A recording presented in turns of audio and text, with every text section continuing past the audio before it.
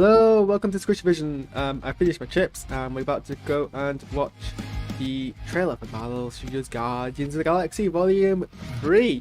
So after our appetite had been whetted by the Guardians of the Galaxy Holiday Special, this is the first full film Motion detected at the frontal. featuring the Guardians since Volume 2. And it's been a while. We went through all that controversy with James Gunn. Like, this was a film which we're frankly very lucky to have.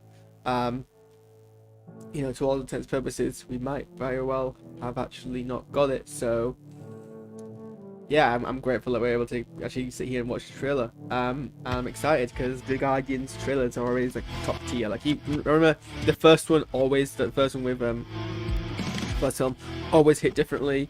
The second one was pretty good and built a lot of hype, so I'm excited to see what kind of hype is built here.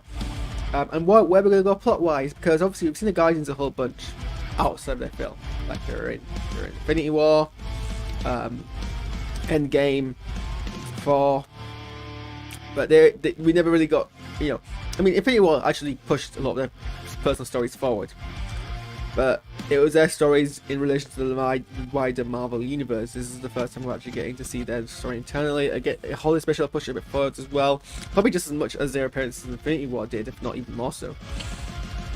So yeah, I don't really want to wait much more. Let's give this a watch, shall we? Oh. We were gone for quite a while. But no matter what happens next, So let's give it a start again. we were gone for quite a while. But no matter what happens next, the galaxy still needs its guardians. Hello, we come in peace.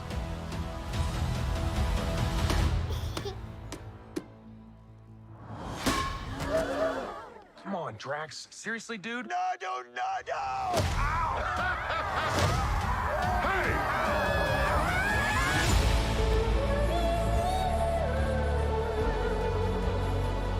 Don't forget where we came from.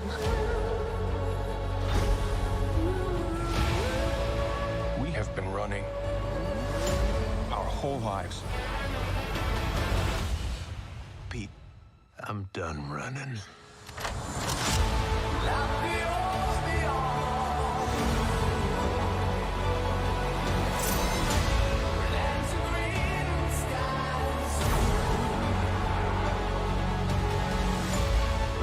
We'll all fly away together. One last time. Into the forever and beautiful sky.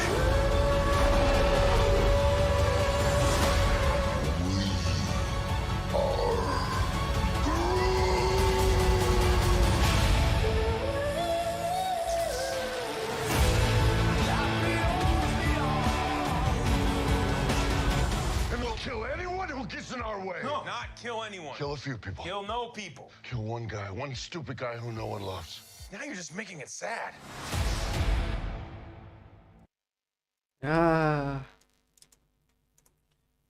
Okay. Thing. That was scary. There's a very strong implication that I mean, yeah, like the finality of it, and like these are characters we love, and there's some brutal stuff in there. Like, wow. I guess we kind of go through it. So we get this kind of. So we all kind of have this like this kind of Guardians uniform that they're all kind of wearing at parts. For quite a while. Apparently they've like not been doing much superheroing stuff for like a spell because of everything else that's going on. They come to land on this planet, which I don't know what I mean. It looks a lot like Earth, but then they landed in a town full of people, like animal people. So I'm not sure if it's meant to be like a. I mean, I don't know if the comedy here is juxtaposition between the people who live there and the fact that it's all like normal Earth stuff, or if this is like it's a settlement on Earth, which I guess would still have the same juxtaposition, but it'd be less kind of this. But no matter what happens next, Surprised that ship doesn't cause any damage to the roofs. the galaxy still needs.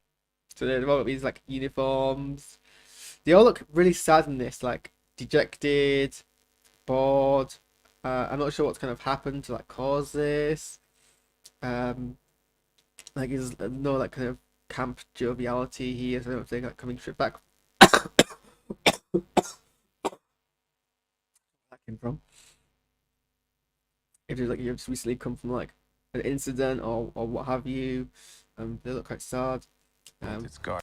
Dax has apparently got over his itchy nipples because he's wearing tops like all the time now. I don't know what that happened. I don't think anyone explained that or not. I don't know what the out of universe reason for that is. I obviously imagine that the more he wears tops, the less they've got to paint his actual body. But you know, Guardians.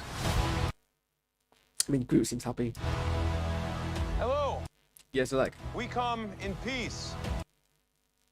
bat, goat, whatever that is. There's a panda. It's very confusing. That's a koala. And then we get kind of that comedy where he apparently kills a girl with a ball. Come on, Drax. Seriously, dude?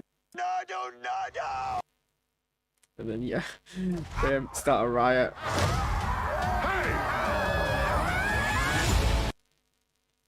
So that happens. Like everyone's so sad in this film. They weren't sad in the last one. Don't forget. I mean they were, but like different times. And it's baby. Oh, it's baby Rocket as an actual raccoon. He's so sad and scared. Came from. So yeah, apparently we're going to see a bit of Rocket's origin. He's going to have to like accept he's a raccoon. I love this. It's I mean, I first saw this and my thoughts were Power Rangers. But obviously everyone else saw it and was like Among Us. And I guess, yeah, sure, why not? I mean, I'll probably go Power Rangers. Power Rangers, Teletubbies, better than probably Among Us. But it's very, like, you know, like 80s, like bright rainbow colors, costume kind of thing that you get with, you know, Power Rangers, Star Trek and everything like that. So I'm a big fan. And, you know, it'll help with the, you know, being very identifiable. But sure, Rocket's not in one, and I guess neither is Groot, two CGI characters. So I guess it kind of keeps everyone else. We have been running. And obviously Gamora's back in this, who was absent. Well, since this is not the Gamora that we know, so it's gonna be interesting how we deal with that. This is obviously the alternate universe Gamora from the other timeline. So it's interesting to see how they're going to deal with her arc, which seems like quite a big arc to deal with, as long as everything else is going on. So I'm wondering, I hope this doesn't put too much in it as like the final hurrah for the Guardians. But she was obviously missing in four, and she was missing in in Holiday Special because she's not part of the Guardians anymore. And then we get this bit, which seems to be set on nowhere actually, just from the Holiday Special. So we also see Cosmo, who's in this. We have Kraglin. So it looks like Peter's in trouble. He's unconscious, but like no one seems like really worried. A lot of people in the crowd doing their own business. Rocket looks like he's got a milkshake.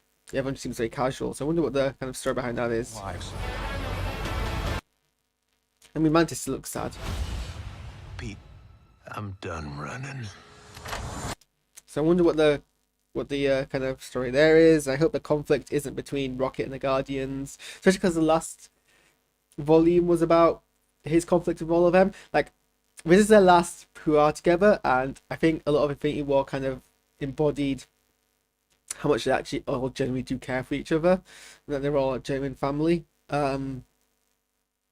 So, you know, I hope we've got over the stage of, you know, inter-team conflict, and they've actually become a family now. It doesn't mean families can't fight, but at some point you kind of want the catharsis of actual unity. So I'm hoping this isn't a conflict against Peter. Like, one of my favorite MCU moments is the part where they all kind of stand up and agree to be a team together because they're the only ones who care about each other, and I think that's one of the best like parts of MCU. I'm gonna watch it again after I watch this. I love that scene so much. And then we have all the like really great MCU cosmic stuff. Like, I love how they don't go for realism. They're really like making always kind of comic book cosmic, and it looks great. Not sure who this character is actually. But they do have that kind of sinister. This shot's great, by the way. And then here everyone seems to be in prison garbs. Again, there's like all these flesh creatures behind, which seems odd. Everyone's wearing a spacesuit, much like they were wearing before. So actually, maybe this isn't prison garbs. Maybe this is just the undersuit of the spacesuits they're wearing. But it looks like Drax has been shot. He seems weakened. But obviously, we know he's got quite thick skin.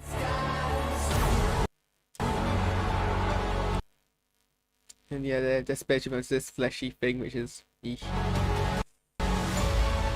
And then yeah, as a catchline, it's time to face the music fits so well for the Guardians. Yeah, I'm a big fan of them doing that. We'll all fly away together. Oh, hang on. We'll all fly away together. Then we see a quite injured Rocket. It's really hard to tell the age of Rocket as a CGI character, but he seems to have wounds on his skin that are showing some degree like cybernetics underneath, and that's kind of scary. But like, we see a very vulnerable Rocket here. We see Peter pushing out someone from a window. One last time.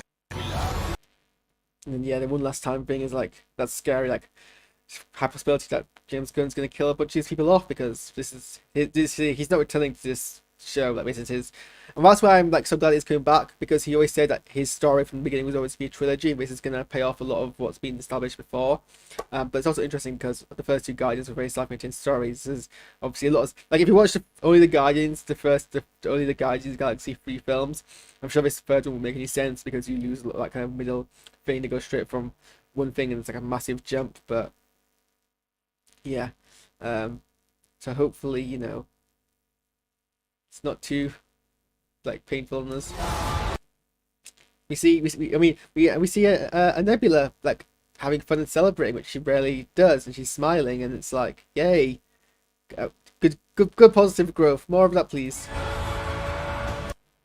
And then yeah, this wide angle lens, this character very kind of close to the camera to kind of make uncanny valley stuff. And I mean, this trailer looks great, like visually, like it's again leading into that whole cosmic energy part of Marvel. And then blood off a scalpel, like, no thank you. What I mean, this might be a flashback to Rocket, but even so. And then, you know, Peter like literally screaming out. It's like, what's going on? Here we see Rocket hugging an otter, and that's cute. But he's also got those injuries in his face, so yeah, it's something that's happening. Yeah, it also seems to be holding a tape, so. That beautiful. Oh, she's like a cybernetic otter. She's got like robot hands. I guess otters have like small hands, don't they? So we need an extension. Here we see a creature that looks so much like the creature that we saw from the opening part of the last MCU, last Guardians film. Wonder if it's not the same one because they obviously killed that one, but still. And here we see Will Poulter as Adam, who I don't know much about the comics, but obviously this ties into the other gold people we had from the last film, and it was one of their. Oh yeah, I remember Volume 2 had like the most end credit scenes of any Marvel film. And he starts off at some point as an antagonist to the Guardians, so here he is punching Nebula. At least that's what this shot seems to imply anyway. And then more trauma. And then this shot of all the Guardians, including, but not uniform the same way, Gamora. So yeah, she does apparently team up with them. But it's interesting to see how that kind of plays out. I mean, obviously she'll remember Nebula. She does have some ties to at least one of the people here. And then Groot picking up pistols and helping Quill is quite a good shot.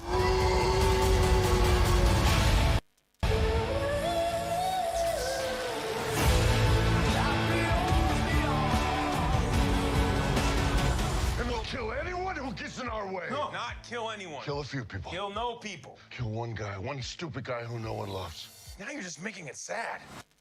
And then the humor. And it's going to be back on the 5th of May. So, gosh, that's so long. That's like ages away. But yeah, no, I mean, definitely excited for this film. Terrified about how it's gonna make me cry and like ruin me emotionally, which I'm sure is what it's gonna do.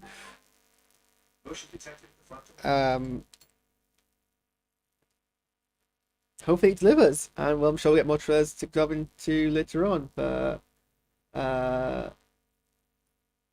yeah, I mean, so in terms of what I can bring up from the plot, not much at this stage, but obviously we know several things are going to happen. We know that obviously they're going to have to meet up with Gamora. It's unclear when that's going to happen. There's definitely like everyone's aware there's a finality to their mission that they're facing against some odds, which is has to be massive because they've faced odds before and they've all been like, yeah, it's fine, don't worry about it, like kind of chillness to it.